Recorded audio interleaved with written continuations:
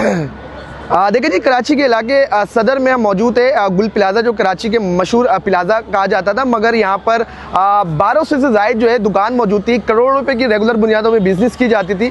यहाँ पर जब मुतासिरान फैमिली से हम बात करें, यानी शायरीन से बात करें, एक जब हम ठेले वाले से बात करें, वो कह रहे हैं कि जूस पीकर कुछ शहरी जो है दुकान कीपर जो होते हैं, वो जूस पीने के बाद जब अंदर गए वो रिटर्न बाहर नहीं आए। अभी भी बताया जा रहा है कि तकरीबन 150 से 200 अफराद जो है इस प्लाजा के अंदर मौजूद है। आप कैमरे में तो गुजारिश करूंगा कि सामने देखिए आग की शिद्दत कितनी लपेट में ले रही है, और अभी भी जो जितना भी बिल्डिंग यानी प्लाजा की जो भी बिल्डिंग थी वो खास्ता हालत में गिर चुकी है, बूस हो चुकी है। सामने आप बिल्डिंग में देख सकते हैं लोगों की गाड़ियां मौजूद है, करोड़ों रुपए की लाखों रुपए की गाड़ियां मौजूद है। सामने आप बिल्डिंग उस गली से लेकर तकरीबन 1200 से ज़ायद दुकान बताया जा रहा है। नीचे वाटर एंड सीवरेज का जो इंतजामिया है यहाँ पर मौजूद है, आग बुझाने की हाइड्रेंट मौजूद है। यहाँ पर मीडिया हजरात मौजूद है, कवरेज के मतलब अपनी मदद आप कवरेज भी कर रहे हैं, एम्बुलेंस भी मौजूद है। मगर बताया भी जा रहा है कि अब तक जो है 15 से ज़ायद अफराद की मौत हलाकत हो चुकी है, और ज़ख्मी की तादाद तकरीबन 15 से 20 की बताई जाती है।